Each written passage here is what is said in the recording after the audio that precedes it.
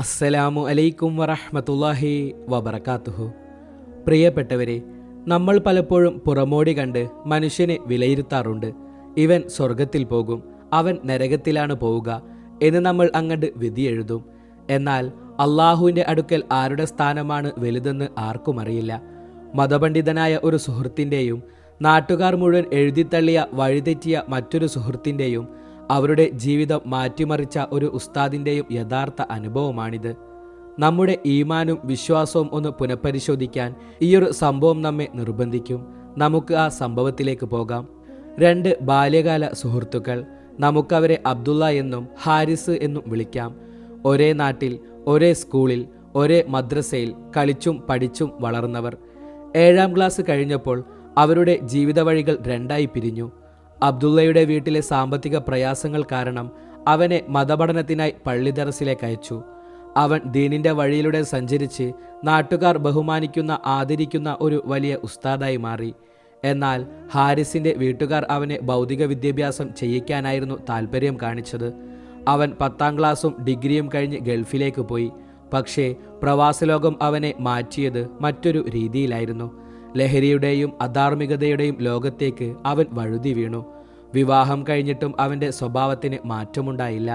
നാട്ടിലെ ബാറുകൾ പോരാതെ പുറത്തെ ബാറുകൾ തേടിപ്പിടിച്ചു പോകുന്ന, പള്ളിയിൽ ജുമാക്ക് പോലും വരാത്ത, നാട്ടുകാർ ഇവനൊന്നും ഇനി നന്നാകില്ല എന്ന് വിധിയെഴുതിയ ഒരു കുടിയനായി ഹാരിസ് മാറി. അങ്ങനെയിരിക്കെയാണ് ഹാരിസിൻ്റെ ജീവിതത്തിൽ ആ വഴിത്തിരിവ് സംഭവിക്കുന്നത്. അവനൊരു ആത്മീയ പണ്ഡിതനെ കണ്ടുമുട്ടി.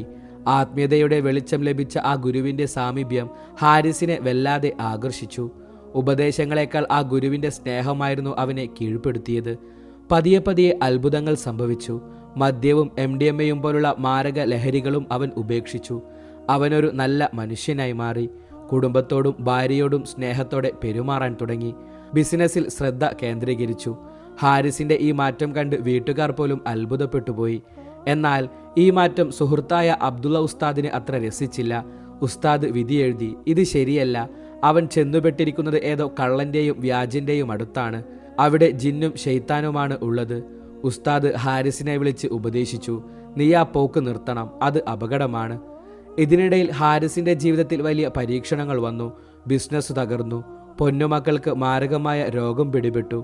ഈ അവസരം മുതലെടുത്ത് ഉസ്താദ് പറഞ്ഞു, കണ്ടില്ലേ, നീ ആ ഷെയ്ത്താൻ്റെ അടുത്തേക്ക് പോയതുകൊണ്ടാണ് നിനക്ക് ഈ ദുരന്തങ്ങൾ വന്നത്. പക്ഷേ ഹാരിസ് തളർന്നില്ല. തുടക്കത്തിൽ ഗുരു അവന് വലിയ ഉപദേശങ്ങളൊന്നും നൽകിയിരുന്നില്ല. ഒരാഴ്ച വെറുതെ കൂടെ നിർത്തി. പിന്നെ പറഞ്ഞു, നീ എന്നും രാവിലെ 100 തവണ ബിസ്മില്ലാഹി റഹ്മാൻ റഹീം എന്ന് ചൊല്ലി വരണം. നിസ്കാരമോ നോമ്പോ ഇല്ലാത്ത അവൻ അത് അനുസരിച്ചു. പിന്നീട് ഗുരു അവനെ നിസ്കരിക്കാൻ പഠിപ്പിച്ചു. സുബഹി നിസ്കാരത്തിൽ തുടങ്ങി 5 നേരത്തെ നിസ്കാരത്തിലേക്ക് അവൻ മാറി. പിന്നീട് ഗുരു പറഞ്ഞു, നീ 70,000 തവണ ലാ ഇലാഹ ഇല്ലല്ലാ ചൊല്ലി വരണം. 2 മാസം കൊണ്ട് തീർക്കും എന്ന് കരുതിയത് ഹാരിസ് ഒരാഴ്ച കൊണ്ട് പൂർത്തിയാക്കി. പിന്നീട് അസ്തഗ്ഫിറുള്ള ചൊല്ലാനും സ്വലാത്തുകൾ പതിവാക്കാനും ഗുരു നിർദ്ദേശിച്ചു. സുബഹി മുതൽ അസർ വരെയും അസർ മുതൽ സുബഹി വരെയും അവൻ ദിക്കറുകളിൽ മുഴുകി. ഈ ആത്മീയ ചിട്ടകൾ ഹാരിസിനെ മാറ്റിമറിച്ചു. ബിസിനസ് തകർച്ചയും മക്കളുടെ അസുഖവുമെല്ലാം അള്ളാഹുവിൻ്റെ സ്നേഹപൂർണമായ പരീക്ഷണങ്ങളാണെന്ന് തിരിച്ചറിയാൻ അവന് സാധിച്ചു. അതെ, പരിഹസിക്കുന്ന ഉസ്താദിനോടോ നാട്ടുകാരോടോ അവന് വെറുപ്പുണ്ടായിരുന്നില്ല. കാലം കടന്നുപോയി. ഒരേ സമയം 2 സുഹൃത്തുക്കളും, അതായത് ഉസ്താദായ അബ്ദുള്ളയും പശ്ചാത്തപിച്ചു മടങ്ങിയ ഹാരിസും അസുഖബാധിതരായി ആശുപത്രിയിൽ അഡ്മിറ്റായി. 2 പേരും ICUവിൽ. അവിടെ വെച്ചാണ് കണ്ണു തുറപ്പിക്കുന്ന ആ സംഭവം ഉണ്ടാകുന്നത്. ICUവിൽ മയക്കത്തിൽ കിടക്കുമ്പോൾ ഉസ്താദ് ഒരു സ്വപ്നം കണ്ടു. ഭീകരരൂപത്തിൽ അസ്രായിൽ തൻ്റെ റൂഹ് പിടിക്കാൻ വരുന്നു. ആദ്യം അസ്രായിൽ ഉസ്താദിന് സ്വർഗത്തിൻ്റെ ചിത്രം കാണിച്ചു കൊടുത്തു. ഉസ്താദിന് സന്തോഷമായി. എന്നാൽ പെട്ടെന്ന് അസ്രായിൽ പറഞ്ഞു, ഇത് നിനക്കുള്ളതല്ല, നിനക്ക് ഞാൻ തരുന്നത് നരകമാണ്. എന്നിട്ട് നരകത്തിൻ്റെ ചിത്രം കാണിച്ചു. ഉസ്താദ് ഞെട്ടി വിറച്ചുപോയി. അദ്ദേഹം ചോദിച്ചു, അതെന്താണ്? ഞാൻ ഇത്രയും കാലം ദീനിനെ സേവിച്ചില്ലേ, അറിവ് പകർന്നു നൽകിയില്ലേ, പിന്നെന്തിനാണ് എനിക്ക് നരകം?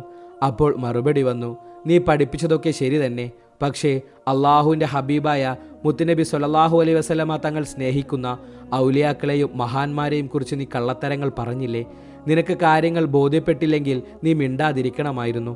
അള്ളാഹുവിൻ്റെ ഇഷ്ടദാസന്മാരെ നിന്ദിച്ചാൽ, അവരെ കൊച്ചാക്കിയാൽ നിന്റെ ആഖിബത്ത് മോശമാകുമെന്ന് നീ ഓർത്തില്ലേ? ഉസ്താദ് ഞെട്ടിയുണർന്നു, വിയർത്തു കുളിച്ചു. തൻ്റെ തെറ്റ് അദ്ദേഹത്തിന് ബോധ്യമായി. അസുഖം ഭേദമായ ശേഷം ഉസ്താദ് തൻ്റെ സുഹൃത്തായ ഹാരിസിനെ തേടിച്ചെന്നു. അദ്ദേഹം പറഞ്ഞു, സുഹൃത്തെ, ആ ആശുപത്രി കിടക്കയിൽ വെച്ചാണ് എൻ്റെ കണ്ണു തുറന്നത്.